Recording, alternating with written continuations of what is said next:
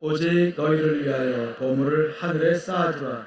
거기는 좀이나 동록이 해하지 못하며 도둑이 구멍을 뚫지도 못하고 도둑질도 못하느니라. 그때 히스기야가 병들어 죽게 되니 아모스의 아들 선지자 이사야가 나아가 그에게 이르되 여호와께서 이같이 말씀하시기를 너는 내 집에 유언하라. 내가 죽고 살지 못하리라 하셨나이다 하니 히스기야가 얼굴을 벽으로 향하고 여호와께 기도하여 이르되 여호와여 구하오니 내가 주 앞에서 진실과 전심으로 행하며 주의 목전에서 선하게 행한 것을 기억하옵소서 하고 히스기야가 심히 통곡하니 이에 여호와의 말씀이 히스기야에게 임하여 이르시되 너는 가서 히스기야에게 이르기를 내 조상 다윗의 하나님 여호와께서 이같이 말씀하시기를 내가 내 기도를 들었고 내 눈물을 보았노라. 내가 내 수 안에 15년을 더하고 너와 이 성을 아수르 왕의 손에서 건져내겠고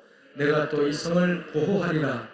이는 여호와께로 말미암는 너를 위한 징조이니 곧 여호와께서 하신 말씀을 그가 이루신다는 증거이니라. 아멘. 우리 교회는 처음부터 선교가 목적이 되는 교회로 그렇게 선포하고 왔습니다. 선교가 목적이 되는 교회. 매월 평균 물론 계속 처음 할 때야 그러지 못했지만 최근에 통계를 보면 매월 평균 한 4천만 원 이상, 어떤 때는 5천만 원까지 평균적으로 선교비 명목으로 우리 교회 자체 소비가 아니라 대외적으로 해외 선교, 국내 선교, 선교비 명목으로 그렇게 선교비를 흘려보내면서 이 복음의 통로 역할을 해온 줄로 믿습니다. 그리고 중요한 것은 그렇게 40년 역사 가운데 선교가 목적이 되는 교회로 하나님 쓰셨고 그리고 그런 교회를 기뻐하신다는 하나의 간증으로 또 증거물로 하나님 우리 교회를 세우셨습니다. 여러분이 보는 한 분 한 분이 다 그 증거물들이고 우리가 보는 이 교회 건물이 증거이고 또 오늘 이 자리에 모인 우리 이 모임이 40년 역사를 하나님이 주도하시고 이끌으셨다는 증거였다고 저는 확신합니다. 시작하게 하신 하나님께서 이 모든 과정을 지금까지 이끌어오셨고 또 40년 만에 다시 건물을 리모델링 할 수 있는 공사를 허락하신 것도 하나님이십니다. 여기 이 건물을 지을 때 주역이었던 우리 장로님들, 집사님들이 앉아 계신데요. 그때 기분이 지금 제가 느끼고 있어요. 그때는 더 열악했죠. 그때는 천정을 이렇게 하지 않고 전기도 제대로 이렇게 없이 일단 저쪽에 있던 자리를 비워줘야 했기 때문에 임시로 그냥 에어컨도 그때는 작동이 안 되는 상황에서 한 여름을 예배 드리고 그랬어요. 근데 지금 너무너무 좋아요. 임시가 아닌 것 같잖아요. 이런 화면까지 이렇게 이렇게 해놓고 너무 좋은데요. 그때 정말 눈물겹게 헌신하면서 너무나도 또 행복하게 기쁨으로 날마다 축제였고 주일학교 아이들부터 시작해서 예배 끝나면 거푸집이고 뭐고 다 갖다 또 정리하고 그렇게 하면서 행복하게 교회를 지었던 그런 기억이 나는데요.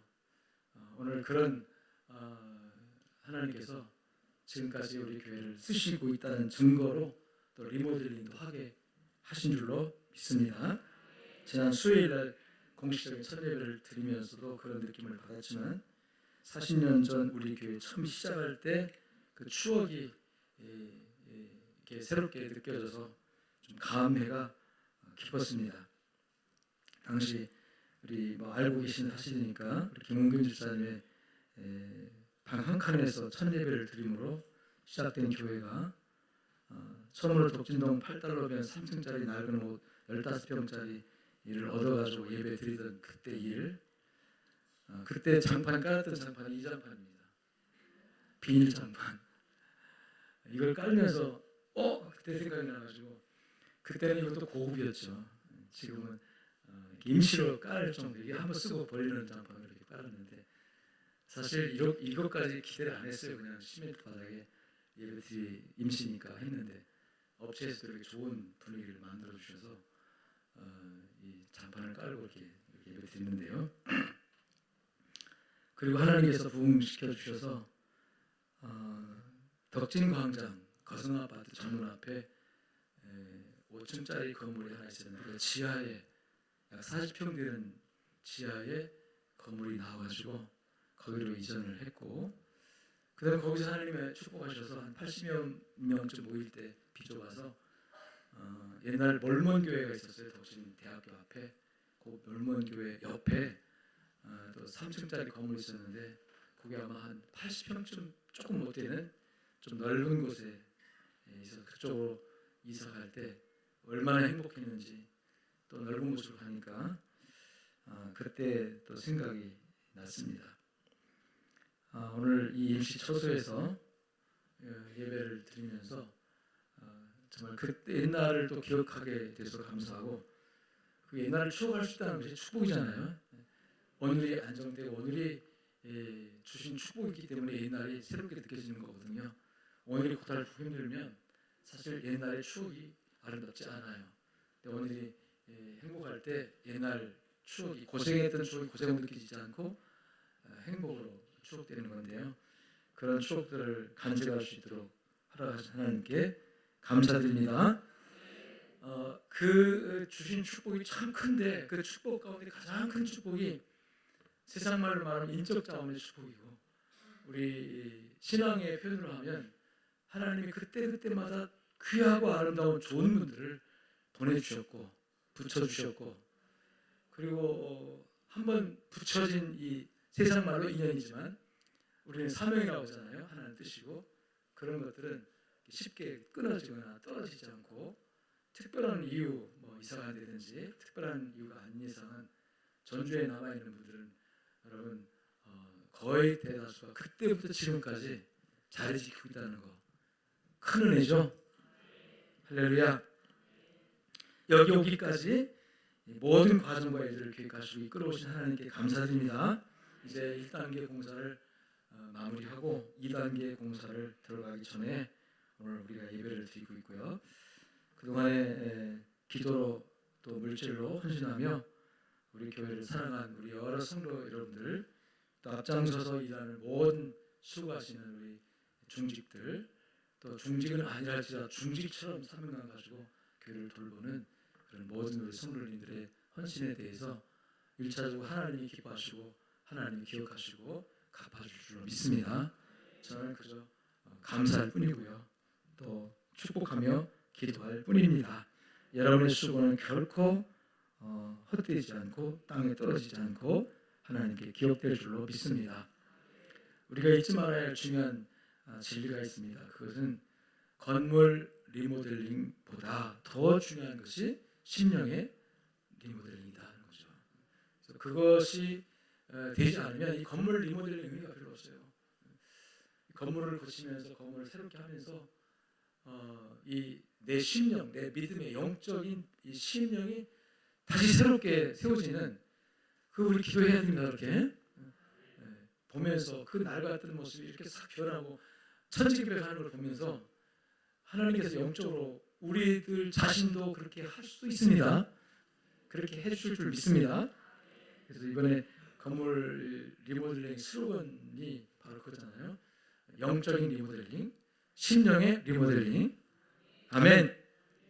우리가 이 건물을 새롭게 하는 것은 단지 편의를 위한 것이 아닙니다. 중요한 목적이 첫째가 우리 다음 세대를 위함이에요. 다음 세대를 위하여. 우리 낡은 것을 물려줄 수 없지 않느냐. 자녀들에게, 자식 세대에게. 우리 자녀 세대는 우리와 다릅니다. 우리들 세대는요, 땀 흘리며 헐벗고 굶주리면서도 견뎌내고 참아내고 뭔가를 했어요. 근데 지금 자라는 다음 세대에게 너 굶주리면서 헐벗으면서 해라 안 하는데 다 도망갑니다. 다 도망가요. 지금 세대는. 이 지금 세대가 입어야 할 옷이 따로 있어요. 우리가 걸치고 있는 것을 그대로 물려줄 수가 없어요. 이게 문화적인 요소인데요. 교회도 역시 마찬가지로 그런 부분이 있어서 이 낡은 건물을 좀 새롭게 하자. 뭐 돈이 들어가지만 우리가 좀 헌신하면 되지 않냐 해서 하나님 주신 감동으로 시작을 했고, 하나님은 그 일을 이룰 줄 믿습니다. 우리 다음 세대가 세워지는 이것이 이 심령 리모델링과 더불어서 중요한 이 공사의 목적이고요. 나는 우리 교회가 선교하는 교회로 선교로서 복음의 통로가 되는 교회로 목적하고 왔으니까 이제 한국 교회가 지금 부흥기를 지나서 침체기에 접어들었다고들 해요. 그렇지만 하나님이 살아계시고 하나님이 역사하면 침체가 아니라 다 망하는 가운데서도 하나님이 함께 하시는 곳에는 생명의 역사가 일어난다. 하나님이 역사하시면 안 된다 못한다 하시면 거기서 되는 일이 일어나는 거 아니냐. 아멘. 그래서 선교적 부흥, 선교로 다시 세워지는, 선교로 다시 이 침체 국면을 돌파할 수 있는 이 공간이 선교적 부흥을 담아낼 수 있는 새로운 부흥의 시대를 열어가는 그런 공간이 되어야 하지 않겠느냐. 그런 취지에서 여러분 우리 이 공사를 시작을 한 줄로 믿으시기를 축원합니다. 아마 하나님께서 그런 마음을 우리와 우리 모두에게 주셔서 그런 비전을 가지고 시작하게 하신 것입니다. 그래서 이 공사를 마친 후에 건강한 신앙의 다음 세대가 자라나고 그들이 다시 세상을 향해 복음의 빛을 비추는 놀라운 환상을 그려보고 그런 환상을 그리면서 우리 교회를 통해서 많은 세계 열방 국가에 복음이 흘러가는 선교사를 보내는 일뿐만 아니라 그들을 위해 중보기도하고 그들을 위해서 헌신하는 과정을 통해서 선교의 놀라운 부흥이 이루어지는 역사가 있을 줄로 믿습니다. 주님 오실 때까지 선교가 목적이 되는 교회로서의 역할과 사명을 다하기를 바라며 우리 교회가 세계 선교의 키를 잡는 교회가 되게 하옵소서라고 우리가 기도를 해야 될 것 같아요. 이 지역을 품고 민족을 깨우고 열방을 향해 복음을 흘려보내는 따라합시다. 선교의 전초기지가 되게 하옵소서. 물론 그 역할을 해왔습니다만 이제 다음 세대와 함께 더 선교의 전초기지 역할을 잘 감당해달라고 기도하면서 또 내 심령의 리모델링을 바라면서 우리 이 공사를 마무리했으면 좋겠습니다. 이 공사를 시작하면서 이 현장에서 매일매일 정말 땀 흘려 일하는 일꾼들을 봐요. 그들은 일용직으로 오기도 하고 또 뭐 정직원으로 와서 일하는 분들도 있고 또 우리 이 수주한 업체의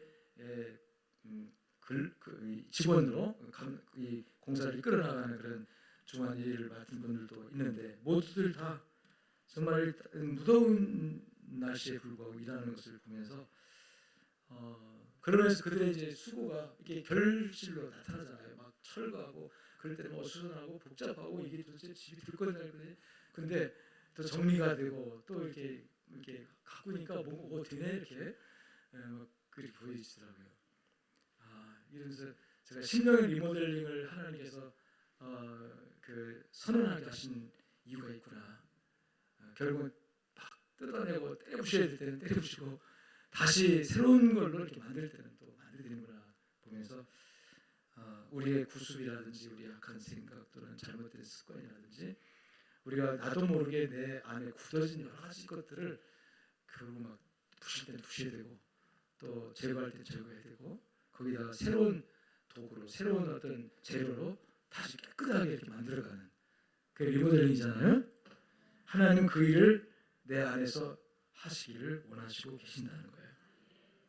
그래서 나는 무엇을 리모델링 할 것인가를 깊이 생각하고 고민을 해봐야 되겠다. 이 공사 현장을 볼 때마다 그런 생각을 해봅니다. 여러분도 그런 생각을 하면서 영적 성장이 이루어집시다. 교회는 깨끗하게 완전히 천지개벽이 될 정도로 바꿔질 겁니다. 옛날 흔적이라는 건 틀만 남을 거고 그리고 앞에 부분에 원형 우리 옛날의 모습도 간직해야 되니까 그렇지만 모든 재료나 다시 하는 이 모든 것들은 본질은 가져가면서 또 본질이 아닌 것들은 또 많이 바뀌면서 새로운 느낌을 받도록 또 새로운 세대 다음 세대를 담아내는 그런 그릇과 같이 변화될 겁니다. 하나님의 은혜입니다.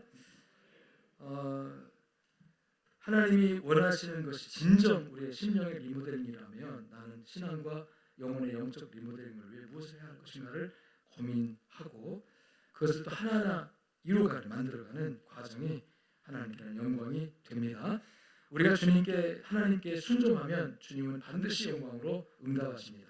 우리가 성령의 감동을 헌신하면 하나님은 부흥으로 반드시 역사하실 줄로 믿습니다. 우리가 오직 주님만 바라보고 순종하고 헌신하면 마지막 날에 주님 앞에서 하나님 하셨습니다. 그게 제일 멋있는 고백일 것 같아요. 열심히 땀 흘려 쓰고 다 하고 나서 하나님께 말씀할 때 아이고 제가 했나요? 누가 하셨죠? 그렇죠. 주님이 하셨지요. 그러면 하나님 뭐라고 그럴까요? 아니야 네가 했어.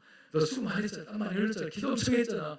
그 없는 돈에 헌금도 했잖아. 뭐 하나님 그러실 거예요. 근데 우리 또 어떻게 해야 돼요? 아니요 제가 뭐 했나요? 다 주님 주신 은혜 가지고 했죠. 주님 주신 사랑 가지고 했죠. 다 주님이 하게 하셔서 했죠. 아유, 얼마나 멋진 장면이에요. 네, 그런 간증을 할 수 있게 되기를 축원합니다. 성령께서 이루시는 심령의 리모델링은 신앙이 살아나고 순종과 헌신, 열정과 충성이 회복되는 겁니다. 주님을 한결같이 사랑하는 여러분들에게 그 영적 리모델링 하게 하실 줄로 믿습니다. 아니, 해야 합니다. 아멘. 어떤 엄마가 초등학교 3학년짜리에게 저축하는 습관을 좀 가르치려고 얘야 용돈 받으면 다 쓰는 거 아니야. 저축할 줄 알아야 돼. 이제 가르치고 싶어서 통장을 하나 개설하려고 아이의 손을 잡고 은행에 갔습니다. 그래가지고 네가 어차피 내 통장이니까 네가 써. 그리고 용지를 주고 이제 서류를 만들잖아요. 물론 엄마가 이름 써라, 뭐 써라 가르쳐줬지만 아이 쓰게 합니다. 근데 아이가 하나하나 써가면서 엄마한테 물어. 엄마 이거 뭐 써야 돼? 근데 어느 한 그 난에 가서는 아이가 물어보지도 않고 탁 쓰는 거예요. 또 뭐니 보니까 전에 거래하던 은행,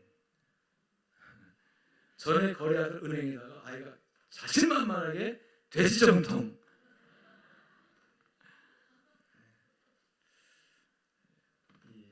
얼마나 확신했으면 돼지정통 딱 씁니까? 엄마가 그 모습을 보면서 얼마나 재밌었겠죠, 웃었겠죠. 그렇지만 의미가 아마 있었을 겁니다. 그 아이는 저축하는 습관이 됐고 또 엄마가 가르쳤죠. 이렇게 여러분 어떻게 하면 돈을 모을까 또는 뭐 백만장자가 될까 이런 꿈 꾸셨습니까? 미국에서 매월 나오는 월간지가 하나 있는데 그게 머니가 뭐예요? 우리 이렇게 잘 알아요. 뭐니 해도 머니가 그 머니 그 책 이름이 머니입니다. 그 경제 잡지인데 이게 CNN 방송과 자매지예요. 한 달에 한 번씩 나오는 월간지인데 이 머니에서 실제로 100만 장자들 미국에서 이제 부자라고 하는 사람들을 심층 면접을 하면서 조사를 했습니다. 그러면서 100만 장자가 되는 5가지 비결. 귀가 쫑긋해지지 않아요? 100만 장자는 고사하고 1억 모으는 5가지 비결. 그래도 아마 쫙 쓸 거죠 이렇게. 하여튼 100만 장자가 되는 5가지 비결 해서 리포트를 하나 냈는데요. 요약하면 5가지로 내용이 나옵니다. 첫째는 연봉을 많이 받도록 노력해라. 대단한 방법이 있는 줄 알았죠? 자, 뭘 많이 받도록 노력해라? 연봉, 월급 많이 받으면 뭐 모을 수 있으니까 많이 받도록 노력해라 하면서 그때 뭐라고 했냐면 자신이 아직 젊다면 경영학 박사 학위를 따라, 자격증이 없으면 자격증을 따라, 학위가 없으면 학위를 따고. 그러면서 그 말이 뭐냐면 너의 가치를 높여라. 그냥 여러분 자격증 없이 일하는 것하고 뭔 자격을 가지면 값이 올라갑니다. 그 사람의 값이 올라가요. 그래서 돈 벌고 싶으면 너의 가치를 높여라. 연봉을 많이 받도록 하기 위해서 그걸 하라 이런 얘기죠. 거기서 추천하지 변호사 자격증을 따고 뭐 이렇게 나옵니다. 자격증 따라. 그러니까 지금 회사에 만족하지 말고 뭔가 자기 가치를 높여서 더 많은 돈을 벌 수 있도록 그런 자기를 발전시켜라 뭐 그런 얘기예요. 두 번째가 뭐냐면 매월 일정액을 많든 적든 일정액을 저축하라. 혹은 투자하라 뭐 이런 권유를 합니다. 세 번째가 세금 공제가 되는 상품을 적극 활용해라. 뭐 세금 공제가 되는 것이 뭐 이렇게 돈을 모을 만큼 있는지 모르겠지만 미국의 얘기는 그런 것 같습니다. 네 번째가 주식에 투자하라. 뭐 주식 투자하시는 분도 있을 것 같아요. 뭐 투기 말고 건전한 투자하시는 분도 있을 것 같은데 미국 주식은 통계에 의하면 그거 책 있는 얘기입니다. 1929년 이래 매월 10%씩 매월이 아니라 매년 10%씩 상향됐다. 매년 10%씩 됐다? 올라갔다. 매년 10%씩 올라갔으면 1년 올라가면 120% 올라가는 거죠. 그럼 10년이면 그게 만약에 이 1929년부터니까 지금 몇 년 됐습니까? 몇 년 됐어요? 100년이라고 칩시다. 100년이면 몇 프로 올라간 거예요? 제가 미리 계산기 두드려보고 나올 걸 그게 중요하지 않기 계산 안 두드려봤는데 이게 그냥 내버려만 둬도 1,000만 원을 투자해놓고 100년 동안 가만히 있을 그것이 100배가 된다면 버는 거야 안 버는 거예요? 버는 거죠. 그렇게 설명을 했어요. 연평균 10% 이상의 수익률을 보였다. 그러니까 투자하고 기다려라 그런 얘기죠. 그럼 다섯 번째가 지속적으로 돈을 모아 저축하라. 제가 돈 버는 방법 얘기하는 게 아니고 이 5가지에서 공통적으로 나오는 단어가 있습니다. 뭘까요? 네? 지속적으로? 아니요. 지속적으로는 5가지 3번 안 나옵니다. 반복해서 나오는 걸 따라합시다. 저축하라. 그러니까 그 유명한 백만장자들의 공통된 돈 버는 비결 중에 하나가 아니라 공통된 것이 뭐였다고요? 저축이다. 저축. 소액이라도 꾸준히 저축하라. 저축해야 하는 저축. 미국의 백만장자라고 해서 알려진 사람들의 그 돈 버는 비결이 별거 아니라는 거죠. 별거 아니고 저축이라는 얘기예요. 세상에서 돈을 모으는 방법이 저축이라면 우리가 영적으로 신앙생활에서 축복받는 비결은 무엇일까 할 때 같은 원리를 대입할 수가 있다는 거죠. 그래서 신뢰를 하나 제가 소개했어요. 그게 누구냐면 히스기야 임금입니다.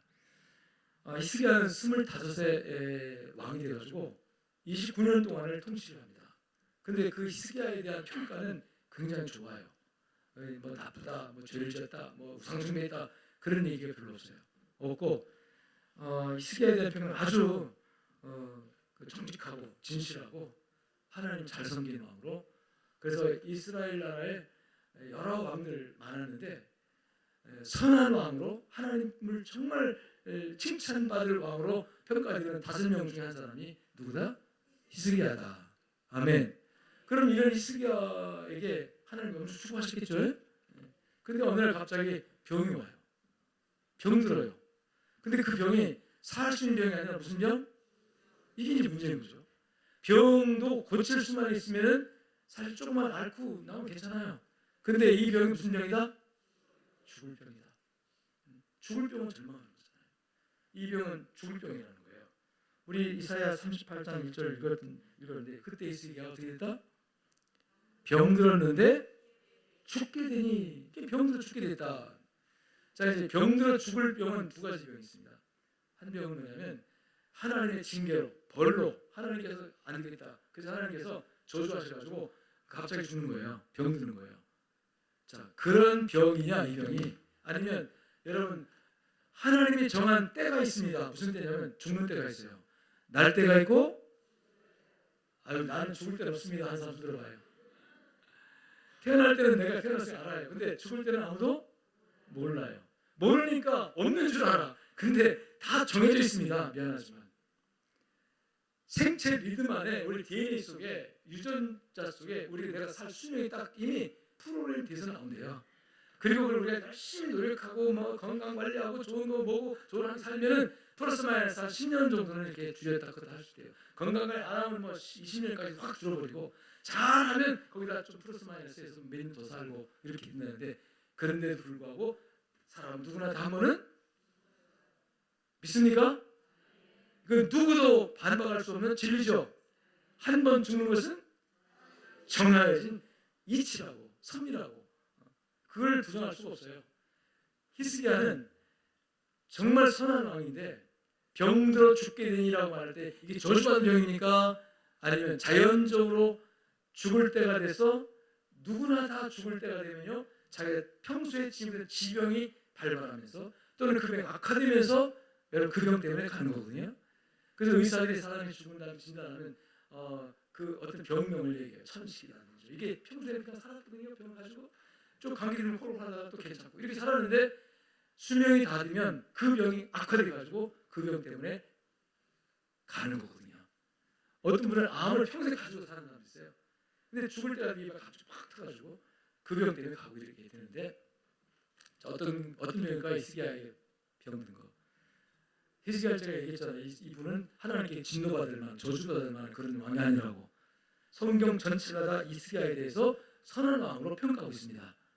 그렇다면 이 히스기야를 하나님께 갑자기 막 저주해가지고 너 죽어 하고 갑자기 안 와도 안 들어도 되는 병을 가져줬을까요? 아니라는 거죠. 때가 되니까. 따라서 수명이 다하여. 수명이 다하니까 병을 통해 하나님 그 생명을 거둬가려고 하는 죽음이에요. 그러면 때가 돼서 설마 살다 가는 건데 뭐 그렇게 아쉬워서 아둥바둥 해야 되나? 미래 이렇게 생각할 수 있는데 히스기야는 아마 그걸 받아들이지 못하는 겁니다.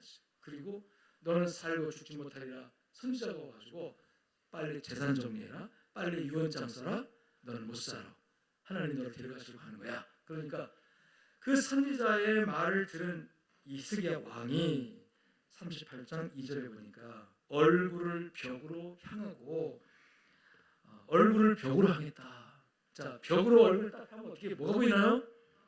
벽만 보이죠. 벽은 희망이 없는 겁니다. 벽은 절망입니다. 벽은 여러분 이제 끝이라는 거예요. 벽이 막혔어. 그러잖아요. 길이 없어. 벽이 막혔어. 담벼락이야. 막다른 골목이라는 뜻이거든요.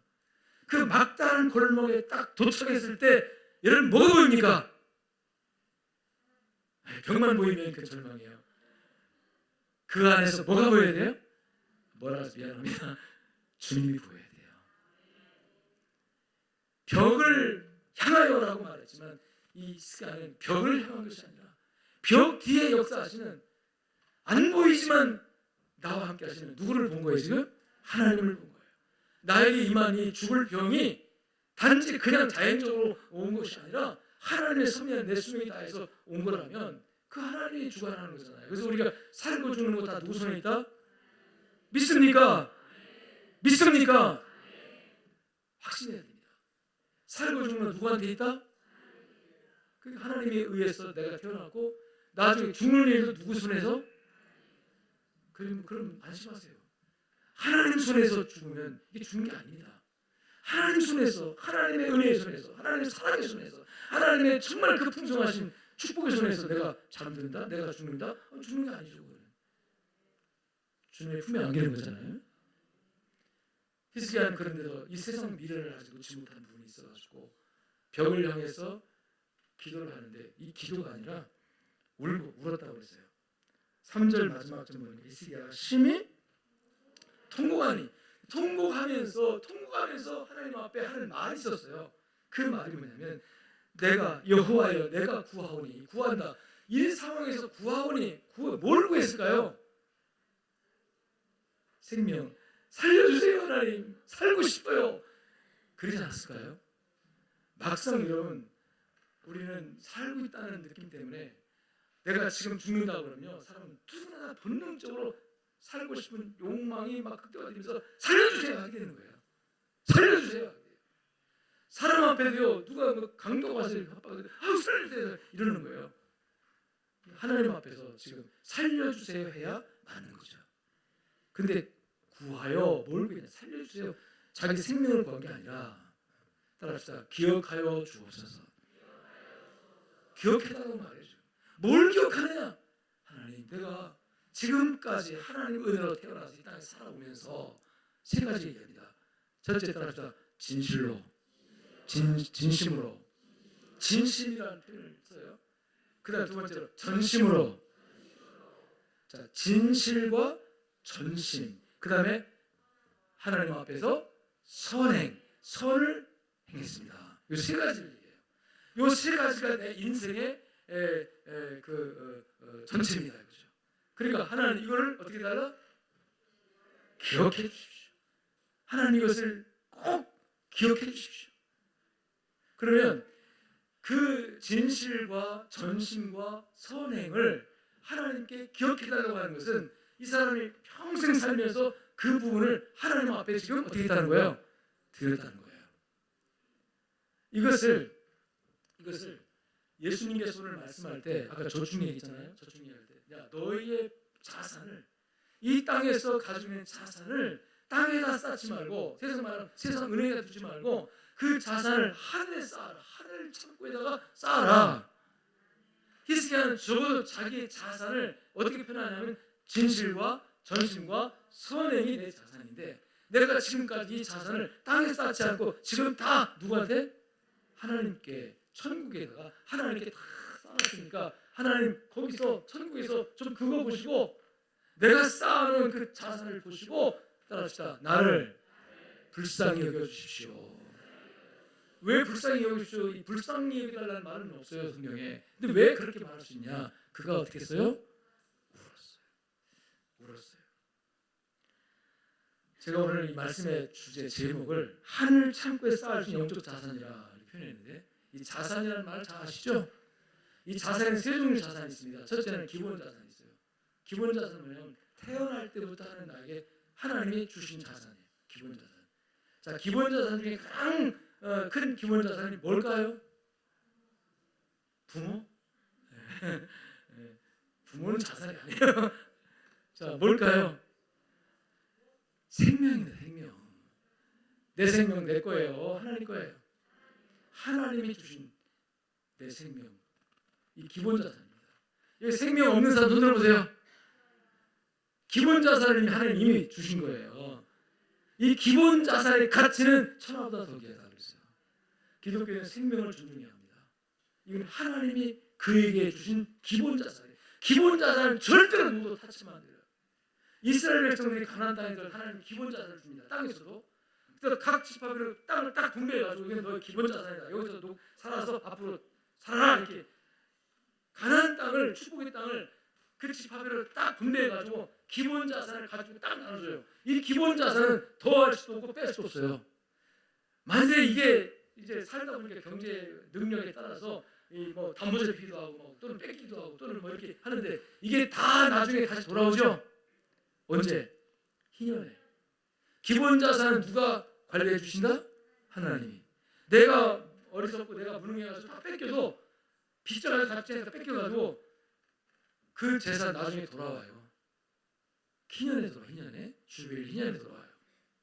이 기본 자산 우리에겐 있습니까 없습니까? 할렐루야.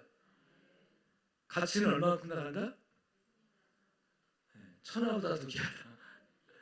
내 목숨의 가치는 뭐보다 더 귀하다? 천하보다 더 귀하다. 여러분 천하보다 더 귀한 이 가치를 가진 기본 자산을 가지고 있는데 왜 돈 없다고 하십니까? 왜 나는 비난하고 가난하고 그렇게 쫄아드냐는 거죠. 세상에 나보다 더 부자 나와봐. 천하보다 더 귀한 기본 자산이 이미 보장해 주셨잖아요. 아멘. 기본 자산, 이 기본 자산을 주신 것을 하나님께서 또 관리하고 이 자산을 누릴 수 있도록 따라합시다. 유지 자산. 이걸 또 운용 자산이라고 합니다. 운용 자산을 또 하나 주시는데 그것이 뭐냐면 건강이라든지 또 이 땅에 살아가는데 필요한 것들을 하나님 주신 것들이 많은 것들이 있어요. 없어요?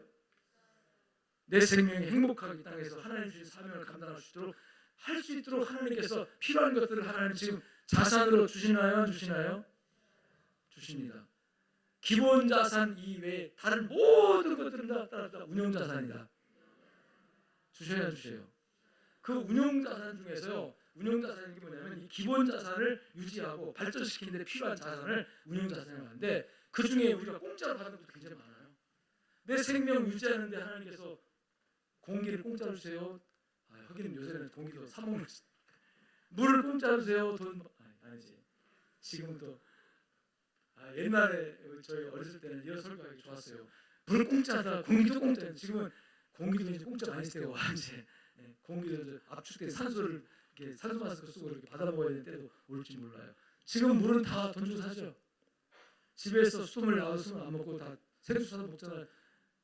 근데 근본은 뭐냐면 다 이렇게 공기와 햇빛이나 물 이거 전부 다 내 생명 유지하는데 필요한 운용자산을 하나님 공짜로 주셨습니다.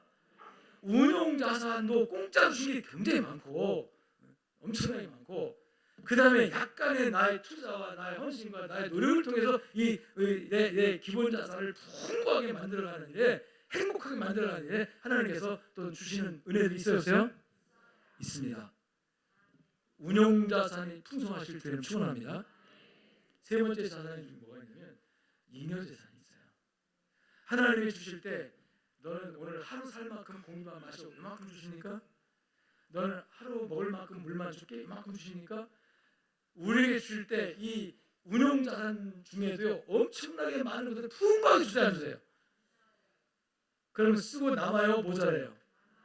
대부분 남습니다.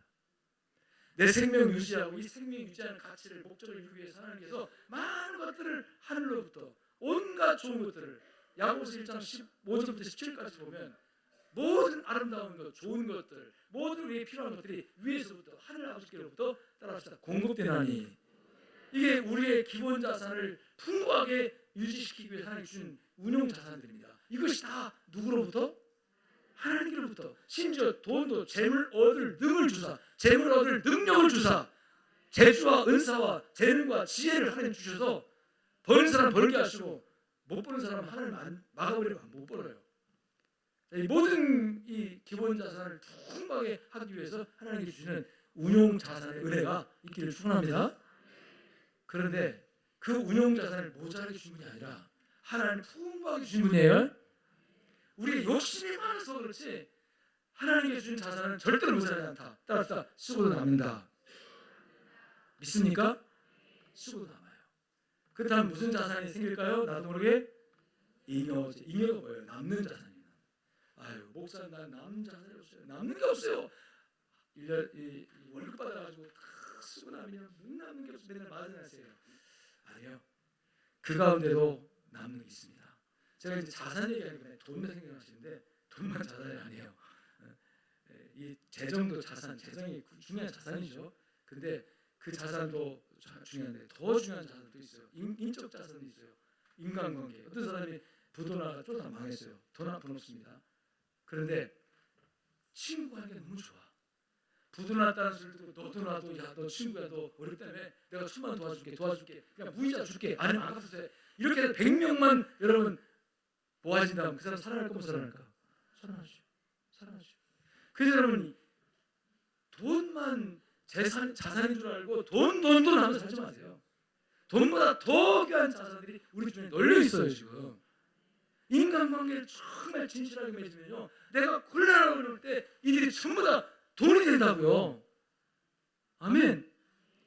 옛날 LA에 폭동 났을 때요, 흑인 폭동 나가지고 그때 가장 큰 피해를 본 것이 한인사회 흑인 받았어요. 왜? 이 한국 사람이 와서 착하게 이래가지고 뭐 하면 다 잘 되니까 우리 한국 사람 진짜 수고 많이 하면서 이민 1세대로 애를 썼잖아요. 그래가지고 그러니까 우리 일자리를 이 한국 사람이 뺏는다 이런 오해가 있어가지고 폭동 나자마자 막 한국 사람들 그냥 슈퍼마켓 때부시고 불지르고 난리 났어요. 그런데 어느 분이 운영하는 마켓은 절대로 불타지 않았고 오히려 흑인들이 와서 보초를 쏘면서 이 가게는 막자, 이 가게는 타면 안 된다, 이 가게는 악타면 안 된다. 자기들이 지켜줘가지고 그 흑인들을 보호받아가지고 아주 굉장한 그 감정이 있었어요. 그게 누구냐면 여러분 굉장히 그 신앙의 집사님 이분은 평소에 흑인들을 칭찬해야 되는 거예요. 흑인들이라고 얕잡지 않고 존중하고 신앙적으로 믿음으로 이렇게 하면서 그러다 보니까 흑인 사회 이 집은 널리 알렸어요. 그러니까 폭동 났을 때 그들 스스로가 지켜주는 이게 자산 아닙니까? 자산 아닙니까? 억만금을 모았어. 인간관계가 안 좋으니까 와서 때려부시고 불질러버리고 다 약탈해가버리고. 하나님이 우리에게 주신 자산들을 가만히 생각해 너무 많이 하지 말아요. 특히 인간관계의 자산을 깨지 마세요. 돈 몇 푼 때문에 친구관계, 돈 몇 푼 때문에 여러분 그 어떤 친족관계라든지 또 가족관계라든지 돈 몇 푼 때문에 이 매세한 인간관계 확 깨버리고 또 자기 어떤 체면이나 자기 어떤 명예 때문에 이런 관계 깨면 어리석은 겁니다. 이런 것들을 다 보면 여러분 우리의 자산은 차고 넘친다. 차고 넘친다.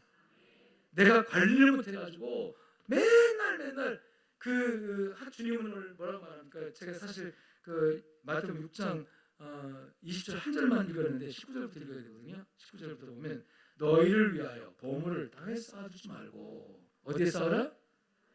하늘에. 누구를 위하여?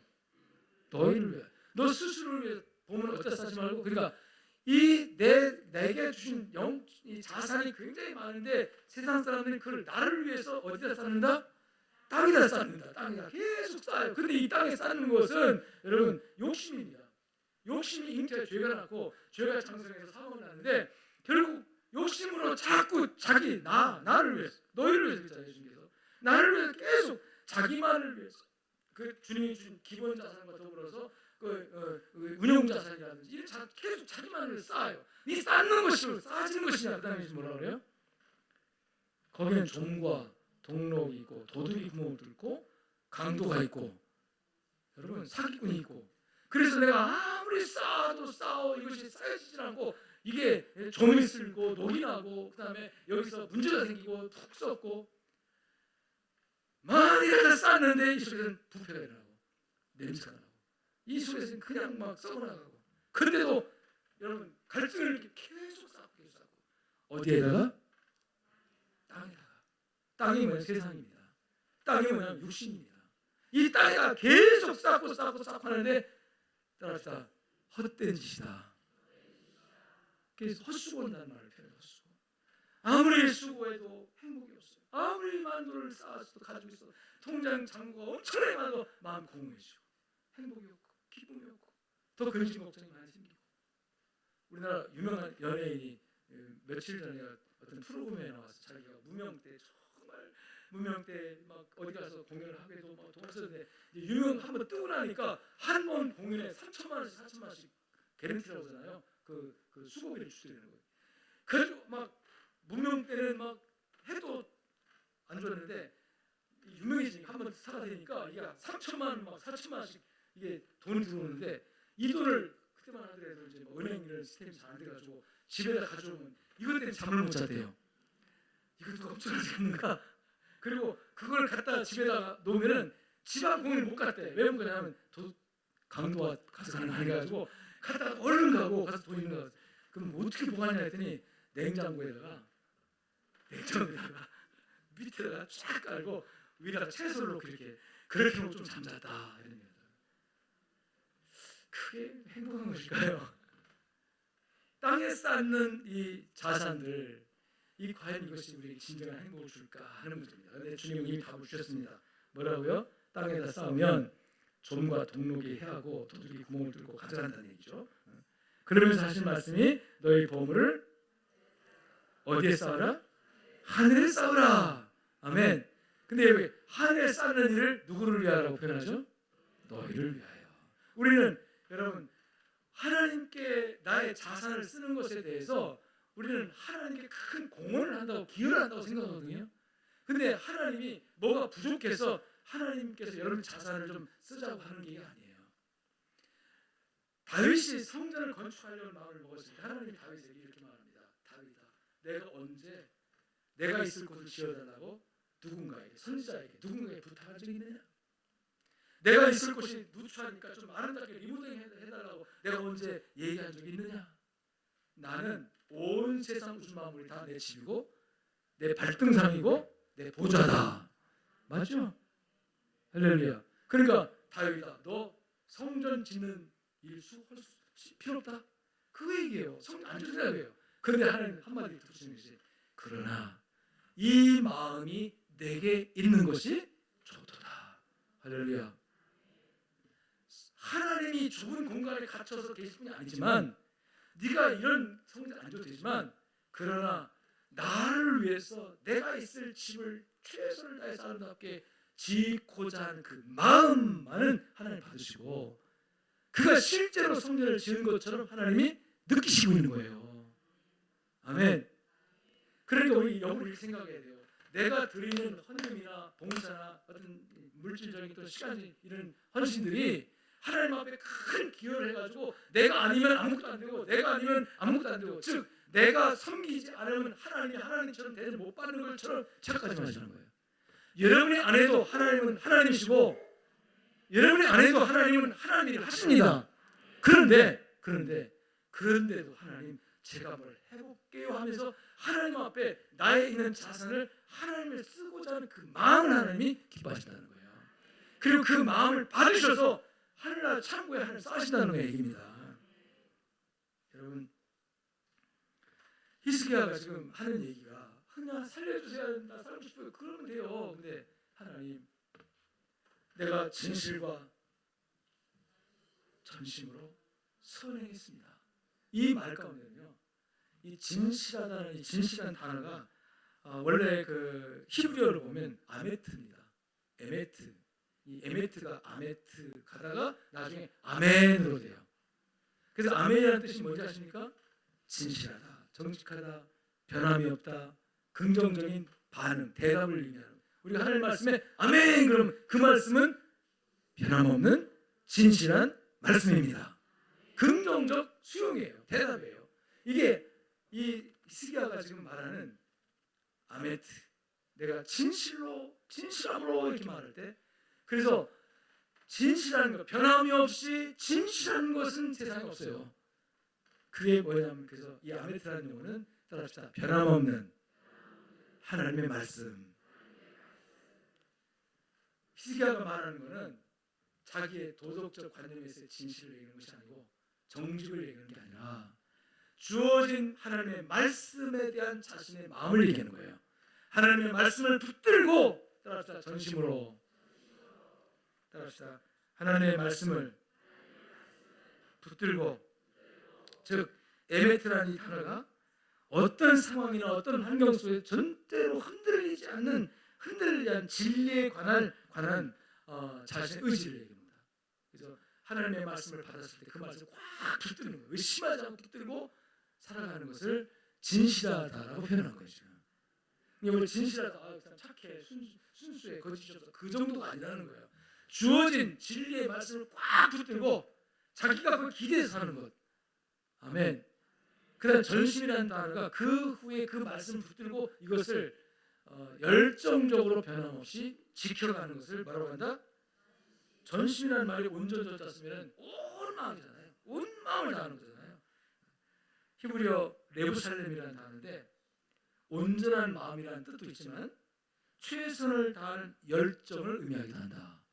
최선을 다하는, 그러니까 주어진 하나님의 말씀을 꽉 붙들고 그 말씀을 지키려고 몸부림치면서 최선을 다하는 열정. 이걸 진실과 전심으로 라고. 여러분 지금 뭘 붙들고 삽니까? 이 세상을 살아갈 때 뭘 지금 붙들고 삽니까? 어떤 자기 신념을 붙들고 살아요. 자기 고집을 붙들고 살아요. 어떤 자기 명예를 붙들고 살아요. 자기 체면을 붙들고 살아요. 더 중요한 리얼한 게 뭐냐면 돈 붙들고 살아요. 돈이 있으면 뭐가 안심이고 돈 없으면 시장 불안해지죠. 이 돈 붙들고 사는 사람은 돈은 없으면 불안해지죠. 호주머니 비면 뭔가 불안해지죠. 안전함이 떨어져요. 근데 그걸 의지하고 살면 그거 좀 있으면 두둑해지고 없으면 불안해지고.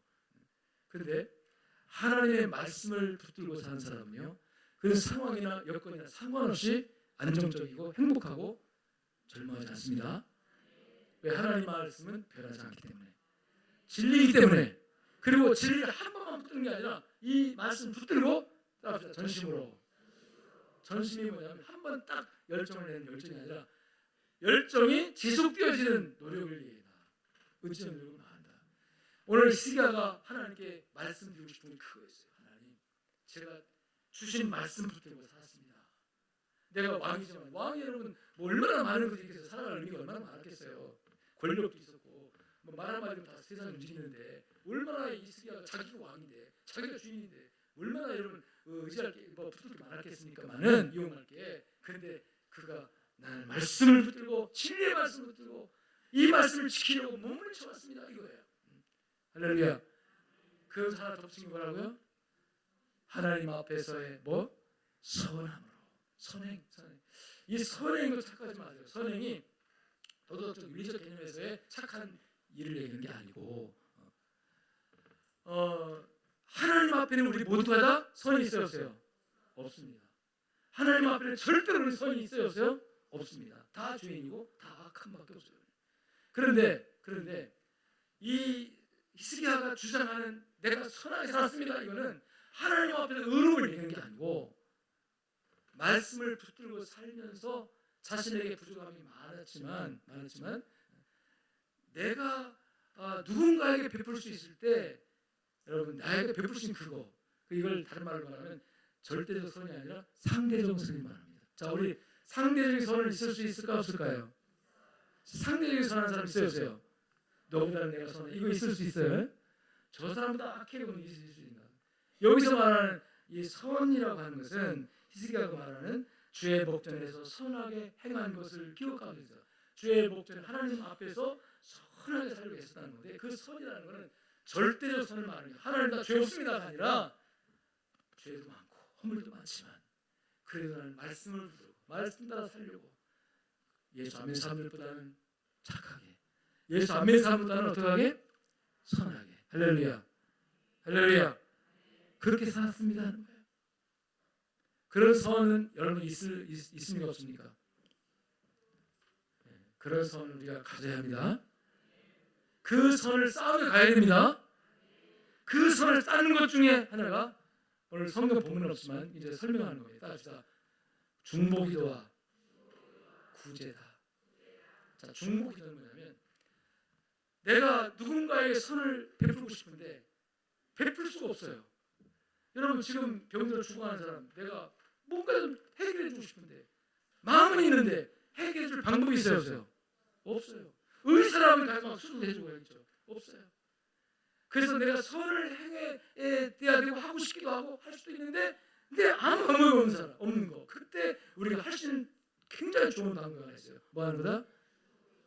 그 문제를 나는 해결해 줄 수 없지만 해결해 줄 수 있는 하나님 앞에 그 문제를 그 사람 대신에 내가 끌고 가서 하나님 아버지 이 사람이 이런 환경에 있습니다. 이 사람을 불쌍히 여기시고 용서해 주시고 구원해 주시고 살려주시고 그 사람의 살고 죽는 문제를 자기 것처럼 생각하면서 하나님께 뭐 하는 거예요? 기도하는 거. 그래서 여러분 기도는 중보기도가 기도입니다. 주님께서 그랬잖아요. 너의 무엇을 먹을까 무엇을 입을까 뭘 쓸까 이건 구하지 마라.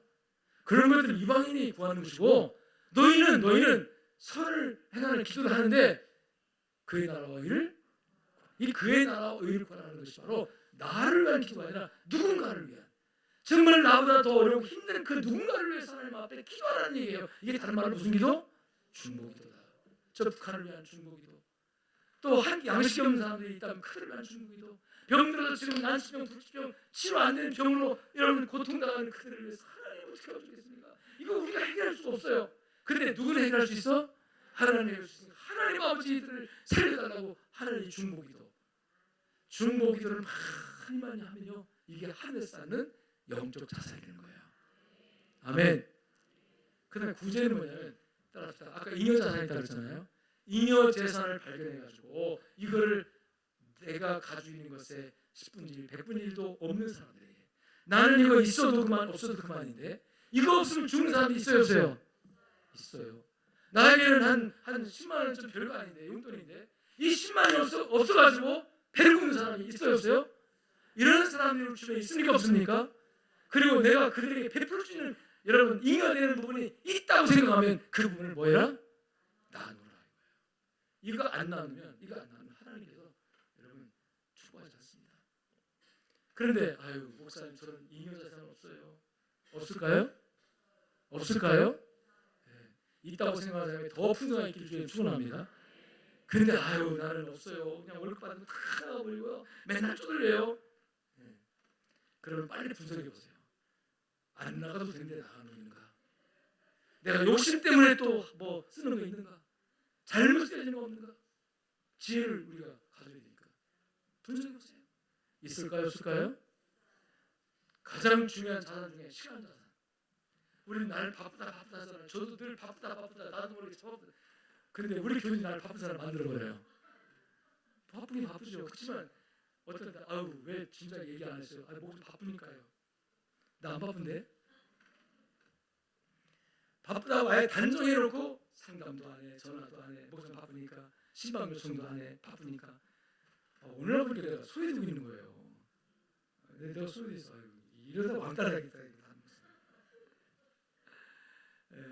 여러분 바쁘다고 단정해 마시고 담임 목사가 역할이 있어요. 그러니까 목사님 바쁘지만요, 신방 맞으세요. 그러면 제가 이렇게 조정해가지고 또 갑니다. 이렇게 짬 내가지고 가요. 물론 시간 조정하겠지만 갑니다. 여러분도 마찬가지예요. 아유 바빠서 내가 할 일을 못해요. 교회 일도 못하고요. 바빠서 뭐 다 핑계입니다. 그 짜투리 시간들을 쓰세요. 누구를 위해서? 하나님을 위해서. 제가 이해해드릴게요. 제가 운동을 진짜 안 하고 평생 살았어요. 왜? 건강이 있었어요. 이게 건강 기본 자세는 저는 충분합니다. 다쳐도요, 약 안 발라도요, 일주일 만에 싹 나서 버려요. 이게 건강 자세는 너무 좋아요. 살성 좋다고 그러잖아요. 이게 하나님 좀 했는데 어지간히 피곤해도 병도 안 나요. 그냥 자고 나면 다 나고. 어느 날 보니까 혈압 올라가죠. 혈압 보니까 물을 시큰거리죠. 큰일 났다. 병원 갔더니 퇴행성 관절염도 생겼고, 뭐 뱃살이 나와가지고 뭐 또 뭣도 있고 혈압도 올라가고, 이대로 가다가는 이제 당뇨병 오니까 지금 조심하라. 어떻게 해야 되는데요? 운동하시오더라고요.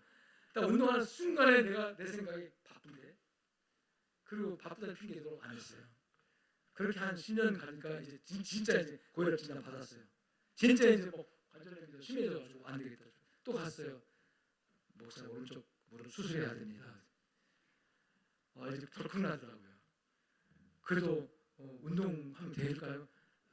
무리하지는 마시고 살살 해보세요. 그래서 마음 먹고 가지고요. 근데 하나님 나 아파서 큰일 났어요. 이게 다리도 아프고 이제 혈압 올라가면 당뇨병 생기면 나 늙기도 전에 잃어버리면 그때 50대 초반인데요. 이거 큰일 났네요. 그랬더니 하나님께서 야, 너 운동 안 하니까 왜 말을 안 듣고, 의사가 계속 운동을 하라 했거든요. 근데 난 핑계가 항상 뭐라고? 바빠서요.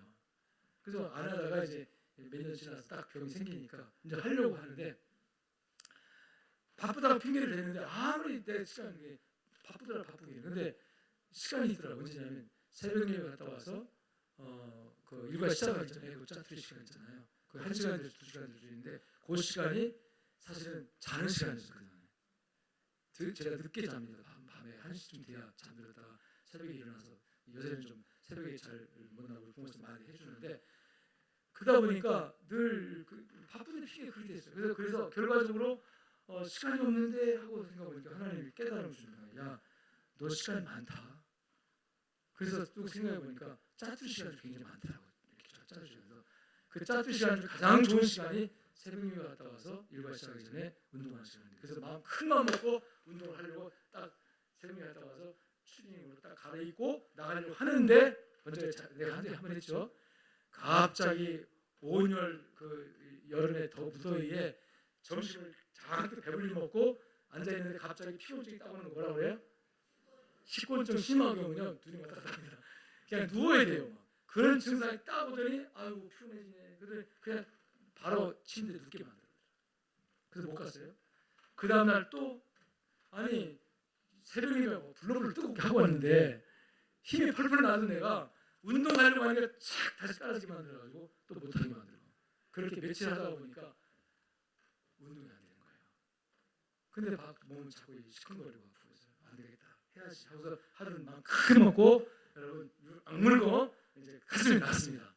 나왔더니 여기 건지산에 무슨 절이 쪽 올라가는데 장덕사 건덕 계단 몇 개 올라가는데 막 숨이 가쁘고 헉헉거리고 막 숨이 가쁘고, 야 이거 그렇게 몸이 많이 들어. 근데 그때부터 이를 악물고 하나님 이 시간을 내가 하나님 내 기본 자산 건강 관리 해야 되겠습니다. 열심히 다녔는데요. 막 그렇게 막 원래 다녔어요. 네가 이게 내가 부자 했는데 한 3개월쯤 그렇게 했는데 어느 날 거뜬히 올라가고 숨도 안 차고 이상하다 하고 딱 보니까 내가 처음에는 이 다리 근육이 막 요랬거든요. 근데 땅땅해진 느낌이 들더라고요. 이게 바로 하나님의 은혜다 해가지고 그때부터 막 꽂혀가지고 막 등산 시작하고 등산을 얼마나 열심히 했는지, 뭐 이사장 할 때까지 그렇게 했습니다. 이사하느라고 내 시간 리듬 깨지면서 지금 못하고 있는데, 아무튼간에 나는 바빠서 못한다고 핑계를 많이 댔는데요. 아니요, 시간 자선 무지하게 해주시다. 그때부터는 이때 운동할 때 제가 서울 총회 회관에 회의 갔다 오면 하루 잡잖아요. 그럼 올라갔다가 그냥 오지 않고 청계산 올라가서 3시간 갔다가 올라갔다 내려오고 또 관악산 올라갔다 내려오고 하루 왔다 갔다 할 때 그렇게 했어요. 어떤 때는 여러분 회의 끝나고 5시쯤 관악산 올라가서 2시에 내려가지고 또 차로 내려오기도 하고 그렇게 미친 듯이 운동할 그때는 막 얼마나 몸이 좋은지 얼마나 그렇게 살을 찌더라고요. 하여튼 간에 따라합시다. 하나님 주신 자산을 하늘에 투자하자. 핑계대지 마시고 하나님 주신 자산을 하늘에 투자하시길 주님 축원합니다. 진실과 전심이라는 말이 그런 의미고 그 다음에 선행이라는 말, 선함으로라는 말 가운데 여러분의 중보기도 누군가를 위해서 간절하게 중보기도 이게 하늘에 다 쌓여가지고 다 쌓이면은 그것이 나중에 하나님 나에게 주시는 축복의 근거가 되는 거예요. 너 안무기가 힘들었을 때 네가 그만 기도했지. 너 지금 네가 힘드니까 내가 그거 줄게. 여러분 세상 은행도 우리가 돈을 맡기면 적정한 이윤이 보장되죠. 하늘나라 은행 이윤이 보장될까 안 될까요? 많이 됩니다. 최소한 30배예요. 그 다음에 정말 좋으면 60배까지 가. 아니 더 좋으면요 하나님 기분 좋으면 너한테는 몇 배? 100배 이자 줄게. 이게 영적 자산을 불리는 방법입니다. 문제는 우리가 가지고 있는 이 세상에서 육신이 살아가는 동안에 하나님이 자산들을 어떻게 체인지머니 어떻게 바꿔서 천국에 쌓느냐는 문제예요. 어떻게 이걸 바꿔서 천국으로 올라가게 만드냐는 거예요. 이 땅에 쌓는 거는 썩는다. 썩고 냄새난다. 나중에 헛수고하는 것이다. 이 주님 말씀했잖아요. 그리고 실제로 우리가 경험하면 그렇습니다. 그런데 너의 자산을 이 땅에서 하는 기본 자산과 또 지금 운용 자산 이게 다 넉넉하게 주셨으니까 또 나머지까지 있으니까 이걸 다 체인지머니 여러분 미국 가려면 미국 돈 바꾸잖아요. 일본도 바꿔 살잖아요. 마찬가지로 하나나라의 통계는 영적 자산으로 그 가치를 바꿔가지고 태국 가도 우리가 만을 가지고 한국도 만을 가지고 아무 가치 없어요. 근데 태국 돈만 만을 바꾸면 가치는 똑같지만 통이 되는 것처럼 하늘나라 자산으로 바꿔가지고 하나님 나라 천국 보물창고에 천국의 은혜가 받고 저축해라 이거예요. 그러면 하나님께서 최소한 30배부터 시작해서 100배까지 보장해 준다. 아멘. 아멘. 이게 하나님의 약속이라는 거죠. 그러면 어떻게 우리가 영적, 이 물적 자산을 또는 시간적, 인적 자산의 모든 자산들을 어떻게 하늘나라 은행에 저축할 수 있는 영적 자산화 할 것인가? 이게 이미 성경에 나와 있어요. 성경에. 따라합시다. 전도와 11조.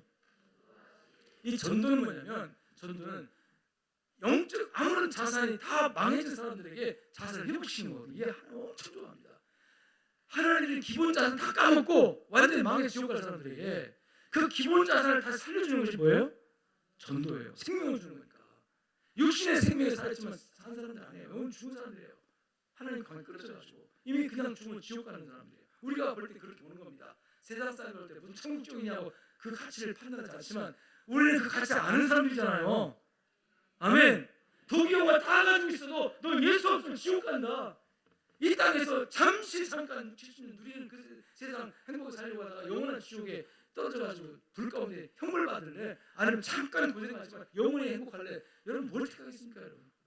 그런 영적 자산을 완전히 하나님 주신 기본 자산, 생명 자산까지 다 망해가지고 다 썩고 냄새나고 이제 영원히 부패돼가지고 지옥 가는 그 인생들을 이제 그에게 이 기본 자산, 생명 자산을 영원한 생명 자산을 회복시켜가지고 그가 하나님의 백성 되게 만드는 것이 뭐 하는 거다? 전도하는 거예요. 선교하는 거예요. 그러니까 우리가 가지고 있는 자산을 운용할 때 누군가의 생명 살리는 쪽으로 운용하면 이게 하나나라에 그대로 다 저축이 됩니다.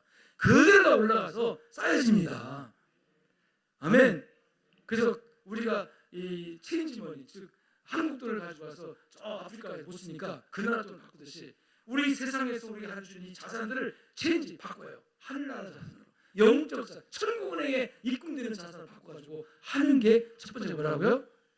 전도요. 전도, 선교하는 거예요. 선교하는 일에, 전도하는 일에, 복음 전하는 일에 내가 내 돈을 쓰고 시간을 쓰고 내 몸을 쓰고 마음을 쓰면은 이게 전부 다 고스란히 어디로 올라간다? 하늘나라 천국은행으로 올라간다. 입금된다는 거예요. 아멘. 다니엘서 12장 2절 3절 이 구절을 빠져나 여러 가지 구절이 있는데 이런 말씀이 있어요. 많은 사람을 옳은 대로 돌아오게 하는 사람 하늘에 별과 같이 빛나리라. 땅의 티끌 가운데서 저주받는 자 중에 또 영생하는 자가 있지만 많은 사람을 저주받는 자리에서 영생 자리로 돌아오게 하는 사람들, 그 사람들에게 하나님이 어떻게 하신다고요? 하늘의 별같이 빛날 것이다. 스타가 된다는 얘기예요. 스타 좋아하잖아요, 여러분들. 유명한 스타, 돈도 많이 벌고 인기도 엄청 좋잖아요. 근데 그런 스타보다 반짝이에요. 반짝입니다. 몇 년 반짝하고 다 사라져가요. 근데 이 얘기는 지금 무슨 스타?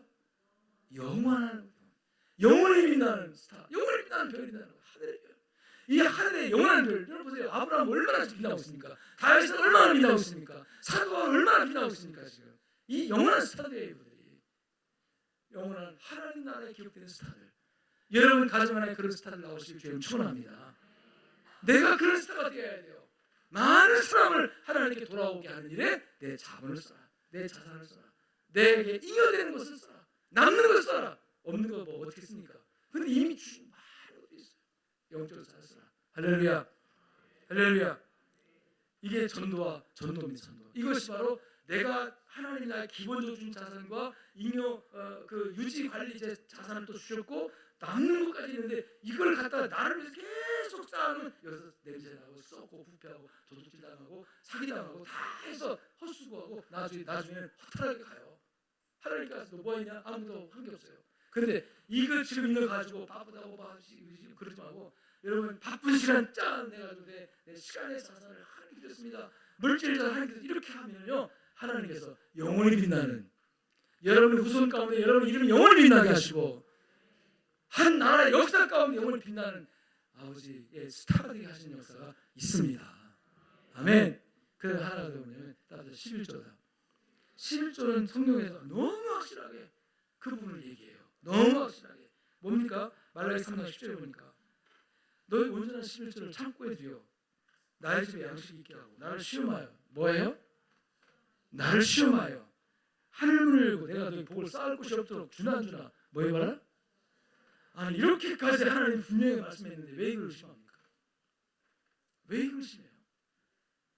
이 목사님 박재봉 목사님이라는 분이 옛날에 유명한 부흥강사인데요. 이분이 늘 부흥회 다니면서 11조 설교했어요. 여러분 11조 온전하게 하나님 드리면 하나님 축복하시는데요. 엄청 축복합니다. 근데 늘 말로 가르치는데 믿음으로 가르치는데 공허하더래요. 이거 뭔가 좀 증명했으면 좋겠다 하고 다니는 교회마다 설문조사를 했어요. 다니는 교회마다 이렇게 11조를 바쳤더니 복이 됩니까 안 됩니까? 딱 그 한마디. 11조를 바치고 나서 복이 됩니까 안 됩니까?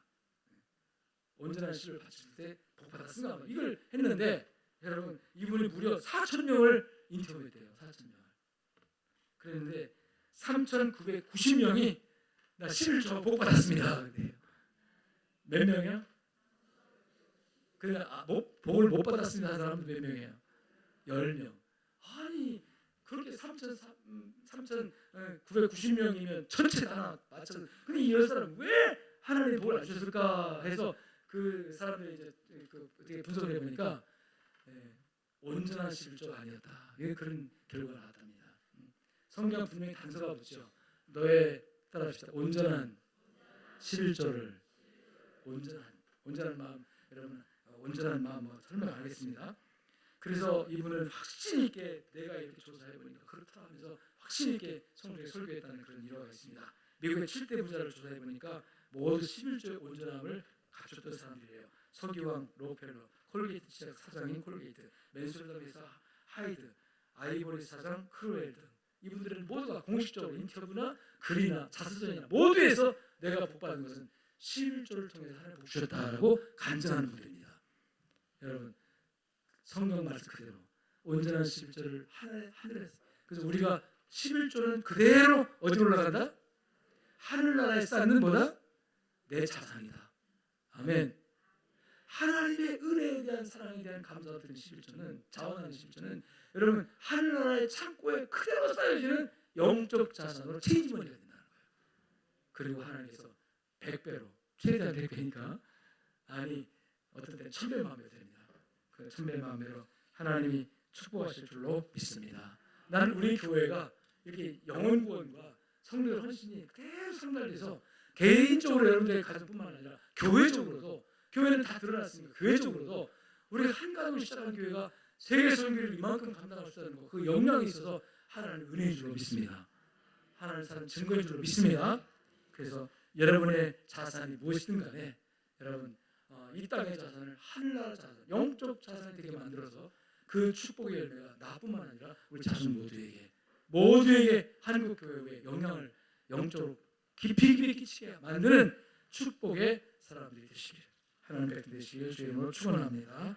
하나님 감사합니다. 주님 말씀 붙들고 세상에 나가서 내 자산을, 주님 주신 기본 자산, 운영 자산, 잉여 자산 다 올려서 하나님께 드림으로 인해서 하나님께서 받으시고 마음대로 갚으시는 놀라운 축복의 사람들이 되어지도록 은혜 베풀어 주옵소서. 감사하며 우리 주 예수 그리스도의 이름으로 축복하고 기도드리옵나이다. 이제는 살아계신 우리 주 예수 그리스도의 은혜와 하나님 아버지의 무한하시고 극진하신 사랑과 성령님의 위로 교통 충만 역사하심이 오늘 말씀을 풀고 나가는 모든 주의 백성들 머리 위에 저들의 가정과 삶 현장 속에 이제부터 영원토록 함께 있을지어다. 아멘.